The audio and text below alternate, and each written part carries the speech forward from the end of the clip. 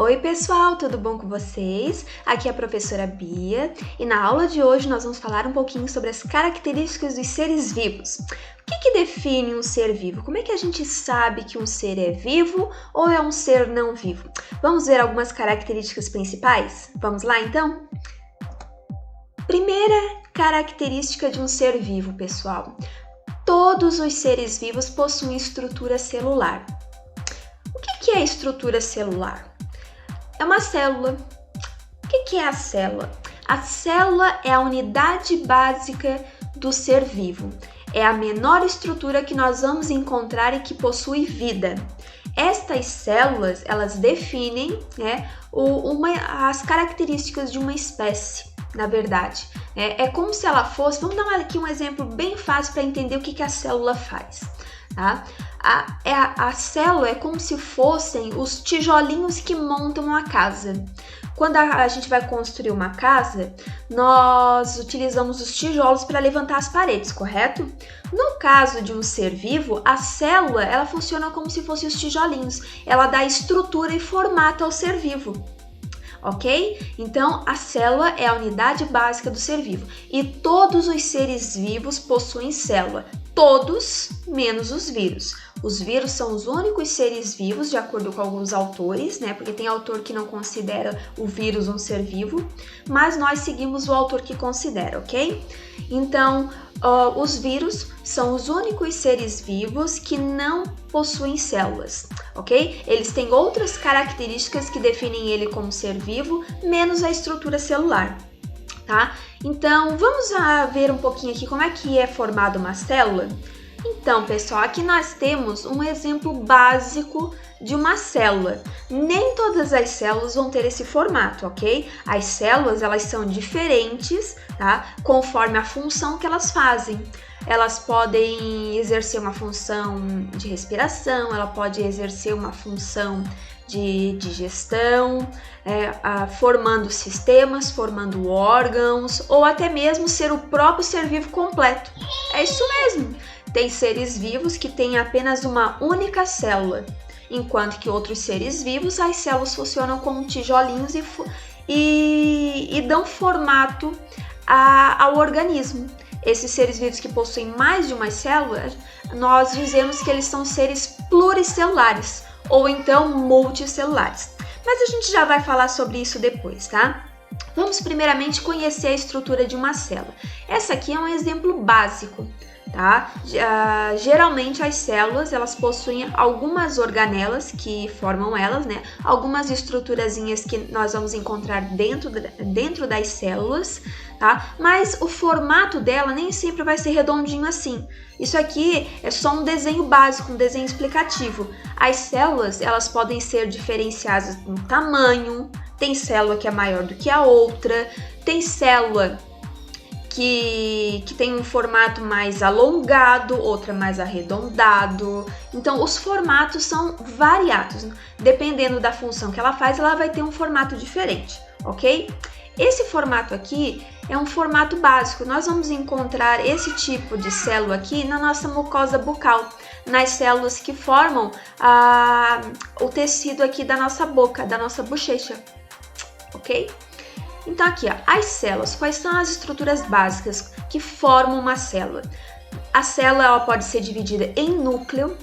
Nós temos aqui o núcleo da célula, tá? Dentro desse núcleozinho aqui, nós vamos ter o nosso material genético. No caso do ser humano é o DNA. Vocês sabem o que é o DNA? Vocês sabem o que é material genético? Para que ele serve? Bom, o material genético, ele é uma substância responsável pela característica hereditária. Professora, o que é isso? Explica, por favor, o que é característica hereditária. As características hereditárias, pessoal, são aquelas características que definem uma espécie, e que é passada de geração para geração. Por exemplo, as nossas características hereditárias do ser humano, né, envolve informações relacionadas a quantos olhos o ser humano vai ter, qual vai ser a cor dos olhos, qual vai ser a cor da pele, quantos dedos nós vamos ter na mão, quantas orelhas nós vamos ter, quantos narizes nós vamos ter, o formato do cabelo, se é loiro, moreno, se vai ser careca ou cabeludo. Tudo isso está dentro das características hereditárias, que é uma substância que nós vamos encontrar dentro do nosso núcleo. No ser humano, essa substância é o DNA, né? Mais lá para frente nós vamos aprender que existem outras substâncias que também fazem essa característica hereditária, que é o RNA, né? Alguns seres vivos possuem RNA e outros seres vivos possuem DNA. Nós, seres humanos, as nossas características genéticas é no DNA. E o DNA vai ser encontrado aonde? Aqui, no núcleo celular, dentro do núcleo da célula. Todas as células que formam o nosso corpo, dentro dela vai ter as nossas informações genéticas bem localizadas dentro do núcleo. É interessante, né? Além do núcleo da célula, nós vamos encontrar o citoplasma, que é uma espécie de líquido com formato gelatinoso, onde vão estar inseridas, onde nós vamos encontrar várias estruturazinhas que são responsáveis, né, em fazer o metabolismo da célula. O que significa isso? Significa dizer que essas estruturas aqui vão causar reações químicas que vão manter a célula viva. Então, o conjunto de todas essas estruturazinhas aqui que formam a célula é o que mantém ela viva. Nós temos aqui a organela, nós temos aqui a mitocôndria, que é uma organela que faz a respiração da célula. Isso mesmo, as células respiram por reações químicas, né? Que são ocasionadas pela alimentação dela. Ela se alimenta, causa reação química, produz energia que vai fazer a respiração. Nós temos aqui outra organela que ajuda na divisão celular, as células se reproduzem, tá? Aqui nós vamos ter outras organelas que produzem proteínas, fazem comunicação entre o núcleo e o citoplasma e por aí vai. Tudo isso vocês vão aprender com maior detalhe mais para frente, ok? Por hora, é bom que vocês saibam que as células, a estrutura básica é o núcleo, o citoplasma e, por fim, a membrana plasmática, que é essa membranazinha aqui. É uma espécie de barreira que mantém tudo no seu lugar. Ela dá o formato da célula e mantém tudo organizadinho aqui dentro. Tá? Além disso, ela também faz o controle de entrada e saída de substâncias. A membrana plasmática, ela vai selecionar o que pode entrar na célula, que é bom para a célula, como alimento, água, e vai impedir que objetos estranhos, né, substâncias estranhas entram, né, como por exemplo, vírus e bactéria. Ele vai tentar evitar o máximo possível que elas entrem, que possa causar algum dano aqui. Ok? Então, essas são as estruturas celulares de um ser vivo. Tá? O núcleo, o citoplasma e a membrana plasmática. Essa é a estrutura principal de uma célula. Mas nem todas as células elas se organizam dessa forma. Nós vamos ter, como eu disse anteriormente, vários tipos de célula. A célula que eu mostrei para vocês no slide anterior é um exemplo de célula animal. Né? Essa célula animal ela vai ter um conjunto de organelas que vão compor e caracterizar uma célula animal. Já a célula vegetal, ela vai ter organelas diferentes da célula animal. Algumas são iguais, mas outras são específicas da célula vegetal, como por exemplo aqui. Reparem que entre a membrana plasmática e o citoplasma, nós também vamos ter aqui uma parede celular feita de celulose. É uma proteção a mais que as células vegetais possuem. Reparem nessa bolha grande que tem aqui dentro da célula aqui. Ela é conhecida como vacúolo do suco celular. Ela armazena substâncias, né, substâncias nutritivas para manter ela sadia. E nós temos aqui, ó, reparem nessa estruturazinha verde. Isso aqui é os cloroplastos. É isso aqui que vai fazer a reação química que faz as células vegetais produzirem o próprio alimento. Olha que interessante. mas mais para frente nós também vamos ver com mais detalhes como é que tudo isso funciona, tá? E é claro que, como eu falei, nem todas se organizam da mesma forma. Existem duas formas diferentes das células se organizarem. Vamos conhecê-las? Então, existem células que são eucariontes e células que são procariontes. Qual é a diferença entre uma e outra? Os exemplos de células que eu mostrei para vocês são células eucariontes, tá? Que foi a célula animal e a célula vegetal. O que tornam elas células eucariontes? Uma membrana que reveste o núcleo. Então, nessas células tem uma substância chamada carioteca. Essa carioteca, ela vai envolver o material do núcleo e deixar ele com um formato bem definido, bem redondinho. É esse formato que vocês estão vendo aqui na tela, mostrando aqui. Esse aqui é o núcleo da célula, tá? É revestido por uma camada de uma substância chamada carioteca, que é uma membrana que vai separar o núcleo do citoplasma, ok? Aqui é a mesma coisa na célula vegetal, tá? O núcleo, o material do núcleo, ele é todo separadinho e delimitado do material do citoplasma. A mesma coisa aqui nessa outra célulazinha aqui. Essa célulazinha aqui é a célula de um protozoário, paramécio, né? Um ser vivo diferente. Mais para frente nós vamos também conhecê-lo. O núcleo dele também é delimitado por carioteca. Então, quando tem carioteca, o núcleo é delimitado, o núcleo é separado, o formato dele é bem definido, a gente consegue ver com bastante facilidade, né? E ele não se mistura com o citoplasma, é tudo separadinho, bonitinho, organizado, tá? Essas são as células eucariontes. Porém, nós vamos ter um outro tipo de célula, que é uma célula bem primitiva, tá? Essas células primitivas não vão ter o núcleo delimitado. O núcleo dela é todo misturado com o citoplasma, tá? Por exemplo aqui, as bactérias. As bactérias são exemplos de células procariontes. Por quê? Porque eles não têm a substância carioteca. E se não tem a substância carioteca, o material do núcleo, ao invés de ficar todo delimitado, todo redondinho, todo separadinho, bonitinho ali, o que vai acontecer? Ele vai se misturar tudo com o material do citoplasma, ele fica espalhado pela célula, pelo interior da célula, tá? Isso vai afetar na vida da célula? Não, é só uma forma diferente, né, da célula se organizar. Como ela é uma célula mais primitiva, como foi a primeira célula que surgiu no nosso planeta, né, o primeiro ser vivo que surgiu foram as bactérias, eles têm uma estrutura mais primitiva.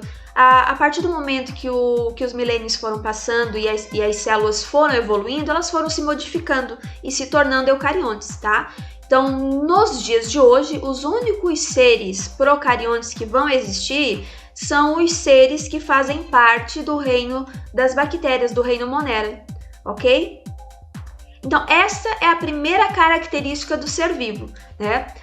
Possui estrutura celular. Essa célula ela pode ser eucarionte ou pode ser procarionte. E é claro que podem ser também organizadas de duas formas.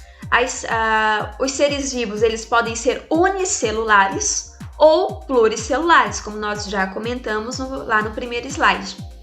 Os seres unicelulares são aqueles seres que vão ter apenas uma única célula, umazinha só. Tá? Ele próprio é a célula. E quem são esses seres unicelulares? Nós vamos ter aqui na tela eu estou mostrando para vocês exemplos de bactérias. As bactérias são exemplos de unicelulares, eles só têm uma única célula. Nós vamos ter algumas algas unicelulares, tá? Exemplos, né, de algas unicelulares, porque nós também vamos ter algas pluricelulares, tem dos dois tipos. Esse aqui é um exemplo de unicelulares. Nós vamos ter também, né, aqui outro exemplo de bactérias, que cada um desses pontinhos aqui é uma bactéria diferente, tá? Elas costumam andar em grupo, que nós chamamos de colônias. Por isso que parece que é tudo uma coisa só, mas não, ó, cada pontinho disso aqui é uma bactéria diferente. E nós vamos ter também os protozoários, que alguns deles podem causar doenças tanto no ser humano quanto nos outros seres vivos. Aqui nós temos a giardia, né, que causa uma doença chamada giardíase, que dá bastante diarreia, bastante cólica. é uma doença bem chatinha, né? O paramécio, que não causa doença nenhuma, ele também é unicelular, ele vive na água doce. E aqui nós temos a euglena, né? Que podem causar algumas doenças. Então, esses aqui são exemplos de seres unicelulares, que têm apenas uma única célula. E é claro que nós vamos ter aqueles seres que têm várias células, que são chamados de pluricelulares ou multicelulares. Dentro desse grupo, nós vamos encontrar os animais, insetos, mamíferos. Aqui nós temos a raposa do deserto, o ouriço, o ser humano. O ser humano também é um animal e também é pluricelular. Alguns fungos, como cogumelos. Esse aqui é um cogumelo gigante, né? Dá pra ver. E as plantas também são seres pluricelulares. Os seres pluricelulares, eles podem estar organizados, pessoal, primeiramente pela célula. Todo ser pluricelular, quando vai ser formado no período de reprodução, ele começa sempre com uma única célula.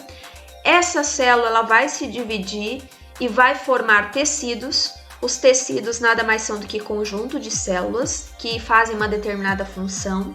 Esses tecidos, quando se agrupam, eles formam órgãos. E os órgãos, quando se agrupam, formam um sistema. Os sistemas, eles podem dar origem a um organismo completo, como é o caso aqui do ser humano. Eu estou dando o exemplo aqui do ser humano. Todo ser humano começa com uma célula, forma tecidos, forma órgãos, forma sistemas, para só depois chegar no organismo, no indivíduo completo. Ok? Então essa é a primeira característica dos seres vivos, tá? Possui estrutura celular, ok?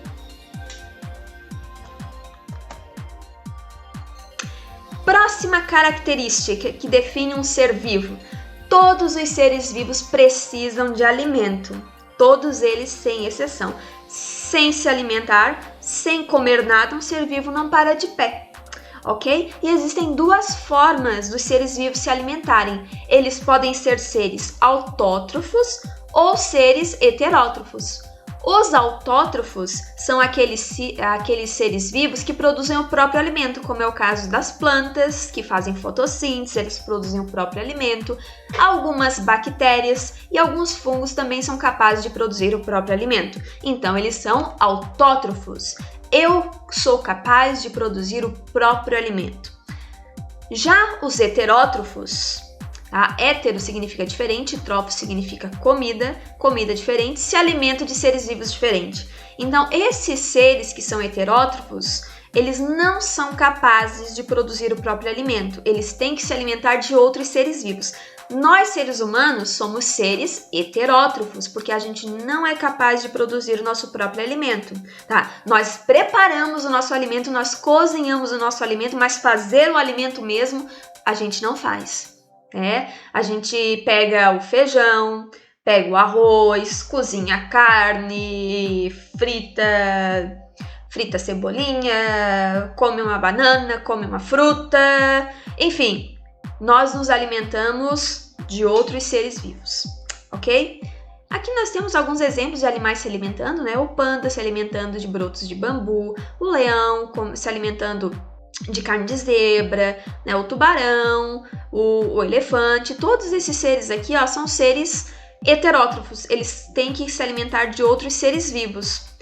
Já o caso dos autótrofos, como é o caso das plantas, eles produzem o próprio alimento através de reações químicas. Vou dar aqui o exemplo da fotossíntese, que é a reação química que as plantas fazem.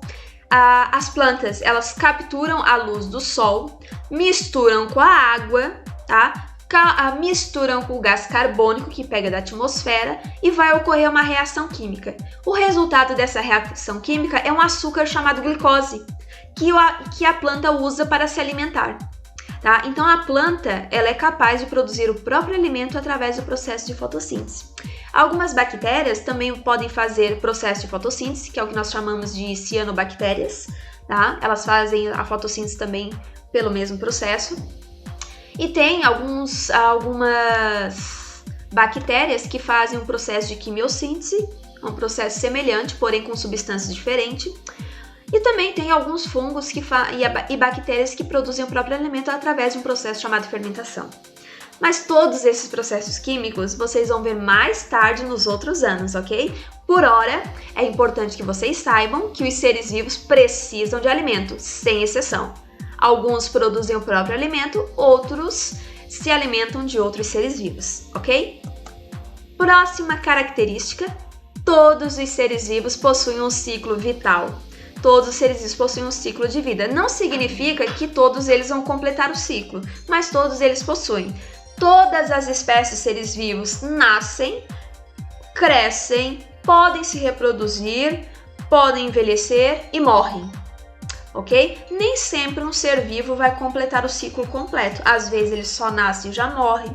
Às vezes ele nasce, ele cresce, ele não se reproduz, envelhece e morre, por aí vai, ok? Mas todos os seres vivos são capazes de ter um ciclo vital, ok?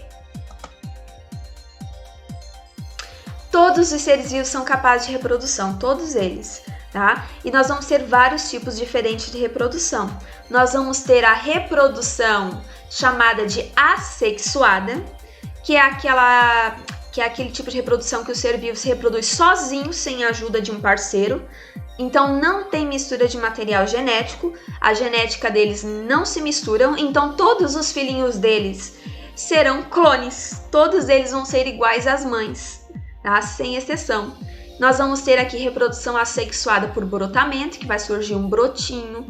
Vamos ter reprodução assexuada por bipartição. Isso aqui é bastante comum nos unicelulares. A célula simplesmente se divide em duas iguais. E nós vamos ter também a reprodução assexuada por regeneração. Tá? O ser vivo, alguns seres vivos têm poder de se regenerar, cortando eles em pedacinhos, cada pedaço gera um ser vivo diferente. E é claro que como não teve mistura de material genético, como não teve um outro parceiro, todos eles vão ser clones, todos eles são iguais às mães, ok? E nós vamos ter também a reprodução sexuada, que é aquela reprodução onde o ser vivo precisa de um parceiro e onde vai ocorrer a mistura de material genético. Nós, seres humanos, por exemplo, somos seres que se reproduzem de forma sexuada. Nós precisamos de dois seres vivos de sexos diferentes, um feminino e o outro masculino. Cada um deles vai gerar uma célula reprodutiva. A mulher gera o óvulo e o homem gera o espermatozoide. E durante o processo que nós conhecemos como relação sexual ou coito, essas células vão se unir e gerar uma única célula. Que daí que vai surgir um novo ser, que vai surgir, no caso do ser humano, um bebê.